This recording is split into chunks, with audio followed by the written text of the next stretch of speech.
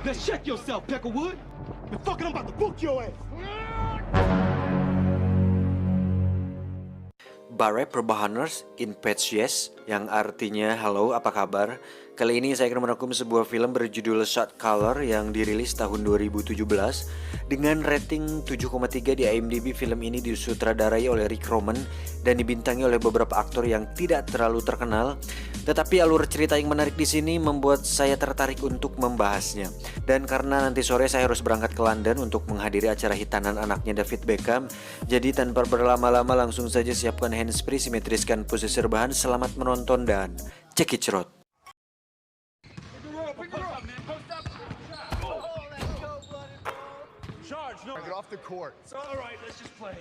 Film ini akan bercerita tentang seorang pria bernama Jacob.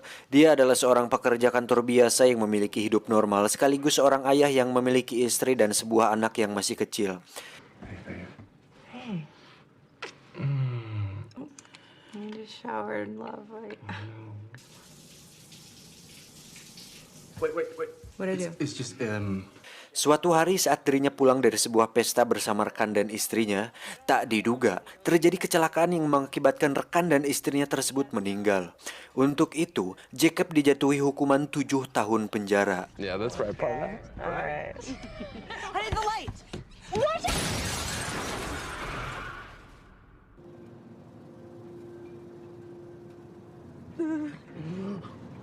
Dan disinilah semuanya berawal.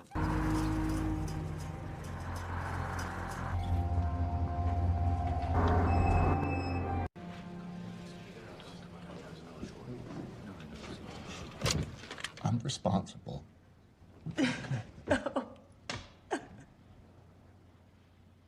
Jacob yang baru pertama kali masuk penjara harus bisa menyesuaikan diri untuk bisa bertahan hidup di penjara tersebut.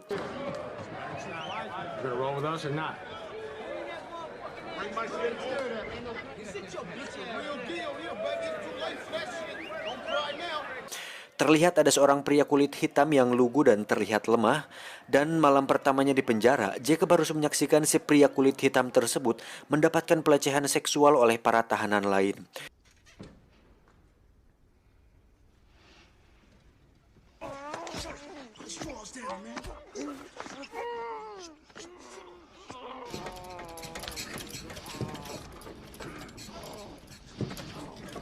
Di situ Jacob sadar bahwa untuk bertahan hidup di penjara, dirinya harus terlihat kuat dan punya keberanian di sana. Untuk itu, Jacob pun melakukan perkelahian dengan salah satu anggota geng di sana, sehingga dirinya harus mendekam di ruang isolasi selama 30 hari.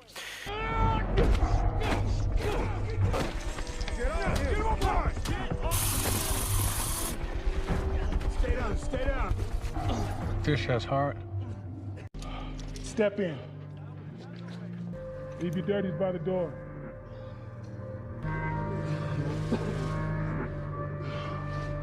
Ketika bebas, salah satu kelompok gangster di penjara itu pun tertarik pada Jacob dan merekrutnya sebagai salah satu anggota dari mereka. You stick to your own race. The only thing we got in here is our respect. The safety of these numbers comes with a price. There are no free rides here. Everyone puts in work. Di sisi lain, istri Jacob pun mengeluhkan bahwa tabungannya sudah mulai menipis dan bingung mencari uang kemana lagi. Dia pun meminta izin kepada Jacob untuk menjadi seorang LC di sebuah tempat karaoke. Semua hal yang ada di penjara itu tidak gratis, termasuk saat dirinya bergabung dengan gangster tersebut. Jacob pun diminta untuk menyelundupkan sebuah heroin yang dibungkus dengan balon karet untuk kemudian dimasukkan ke lubang bool atau anus agar tidak diketahui oleh para sipir.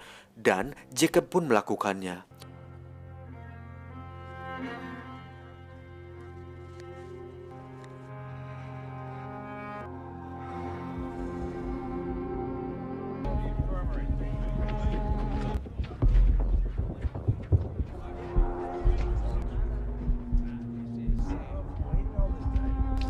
No loitering, Jenkins. Let's go. Just keep good hygiene, sir.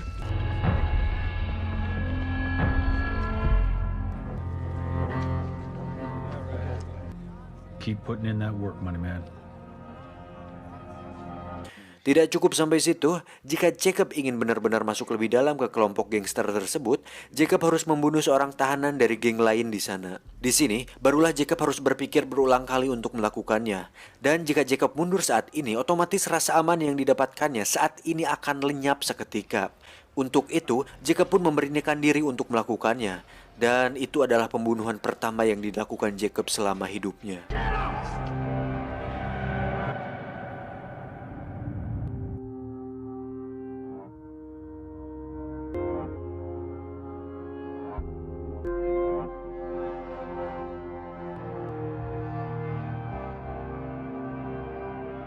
Beberapa tahun berlalu, kini Jacob sudah terlihat berbeda dengan kumis dan rambut layaknya gangster sungguhan. Pria ini bernama Shotgun. Pada adegan ini, Jacob diberitahu oleh Shotgun bahwa ada seorang pria bernama Herman Gonzalez yang merupakan salah satu orang yang paling berpengaruh di sini dan di luar gangster ini. Suatu hari terjadi sebuah kerusuhan antar geng di mana Jacob terpaksa ikut di situ. Dalam situasi tersebut, terlintas dalam pikiran Jacob untuk memanfaatkan situasi tersebut agar mendapatkan respect dari Herman.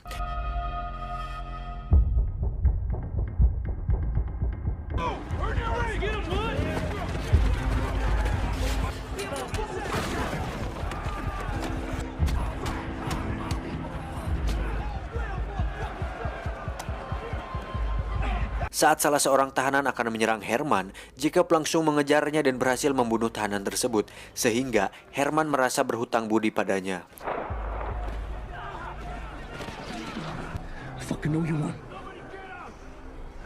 Namun karena tindakannya tersebut, Jacob harus mendapatkan penambahan hukuman selama 6 tahun penjara. Hal tersebut membuat istrinya sedih. Jacob pun meminta sang istri untuk melupakannya. It's over.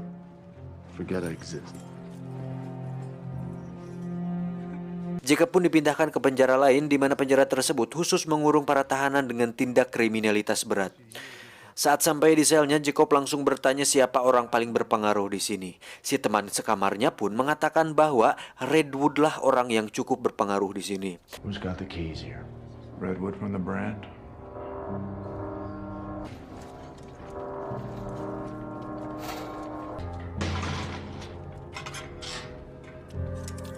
Setelah saling bertatap muka, mereka pun melakukan percakapan dan Redwood mengatakan bahwa dia bukanlah penguasa sebenarnya di dunia gangster karena hanya ada satu pemimpin tertinggi yang bernama The Beast.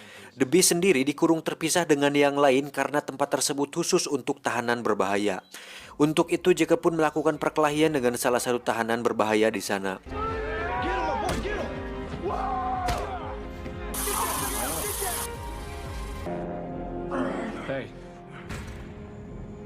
Benar saja, kejadian tersebut sampai di telinga The Beast.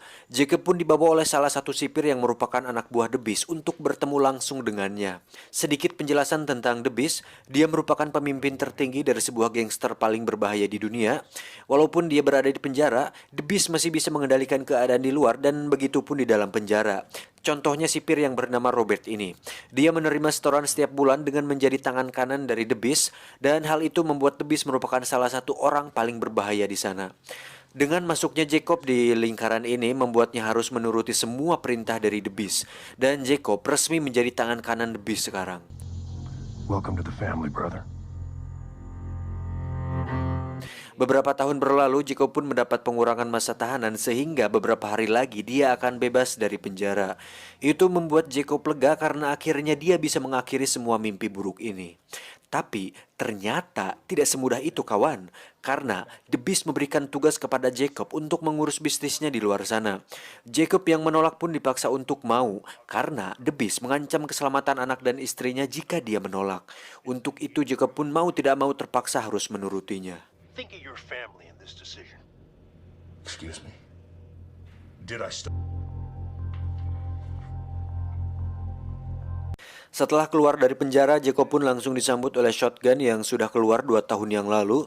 Dia pun mengajak Jacob ke sebuah pesta untuk menyambut kedatangannya. Tapi tiba-tiba terjadi penembakan di pesta tersebut yang sepertinya ditujukan kepada Jacob. Entah siapa yang menyuruhnya, tapi kita akan tahu nanti. Esoknya Jacob langsung menemui Herman Gonzalez yang merupakan pria yang pernah ditolong oleh Jacob waktu di penjara. Tujuan Jacob datang ke sini adalah untuk berbisnis senjata sesuai dengan perintah dari The Beast. Dengan semua tindakan Jacob waktu di penjara membuatnya mendapatkan kepercayaan dari semua orang yang berpengaruh di lingkaran ini. Di sisi lain, Jacob pun diam-diam menemui istrinya tanpa ada orang yang tahu. Karena jika ada salah satu anggota gangster tahu, maka keluarganya tidak akan aman. Jacob pun memberikan uang kepada istrinya, namun dia menolaknya. Oke, sampai sini saya akan jelaskan situasinya. Jadi setelah semua yang telah dilakukan Jacob, sebenarnya itu merupakan sebuah keinginan untuk bertahan hidup, di mana jika dia tidak menjadi apa-apa di penjara, mungkin saja sekarang dia sudah mati. Namun masalahnya sekarang adalah Jacob harus terlanjur terjebak di lingkaran tersebut tanpa bisa kembali ke kehidupan aslinya. Esoknya, sang istri membawa anaknya Jacob untuk menemuinya. Anak Jacob yang sudah besar pun mengungkapkan kekecewaannya kepada Jacob karena tidak pernah memberinya kabar selama ini, yang padahal Jacob melakukan itu hanya untuk melindungi mereka berdua. You, your mom, are on your own trajectory now. I get why you pushed us away. It was to protect us. Let us help you get back on your feet. Please. Then stay away.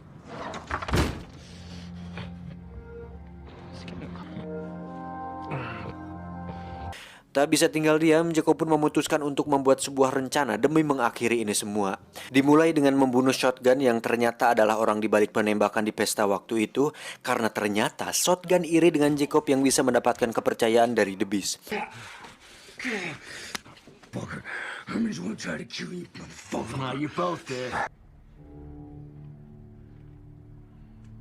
Selanjutnya, Jacob hanya tinggal mengurusi bisnis The Beast. Di tengah perjalanan, Jacob pun diam-diam memberikan lokasi transaksi senjata tersebut ke pihak kepolisian. Jadi, ketika sampai, polisi langsung menggerebek lokasi tersebut dan terjadilah tembak-tembakan yang mengakibatkan Herman dan semua anggota gangster mati. Jacob yang sudah mengetahui itu hanya tiarap dan menjadi satu-satunya orang yang selamat dalam insiden itu. Dan disinilah dia sekarang. Polisi menawari kebebasan kepada Jacob dengan satu syarat, Jacob harus memberitahu semua bisnis dan bukti kejahatan The Beast. Namun, Jacob menolak karena dia tahu bahwa jika dia melakukannya maka keluarganya akan dalam bahaya. Dan Jacob lebih memilih kembali ke penjara. Dan kalian tahu ke penjara mana dia dikirimkan? Ya, ke penjara di mana Beast berada. Tapi bukan itu kejutannya karena ternyata Jacob sudah memikirkan semua ini, di mana dia menyelundupkan sebuah silet yang sengaja disembunyikan di dalam lubang boolnya. Saatnya tiba, Jacob pun harus menemui The Beast di tempat yang sama. The Beast yang sudah tahu bahwa Jacob berkhianat, mengatakan bahwa keluarga Jacob akan mati di luar sana. Oh, we'll see about that.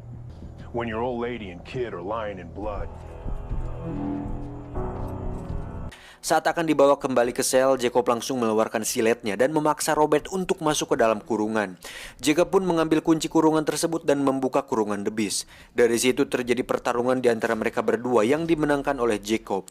The Beast pun tewas dengan leher digorok menggunakan silet yang dibawa oleh Jacob. Setelah The Beast tidak ada, Jacob pun menjadi satu-satunya orang yang berkuasa sekarang. Robert diminta untuk tutup mulut tentang masalah ini dengan imbalan bayaran 3 kali lipat yang pernah diberikan oleh The Beast. Robert pun menurutinya. You're running the show. Setelah semua yang terjadi, akhirnya Jacob pun bisa tenang karena anak dan istrinya bisa tenang dan aman di luar sana. Dan Jacob sendiri harus menerima fakta bahwa dirinya akan mendekam di penjara selamanya.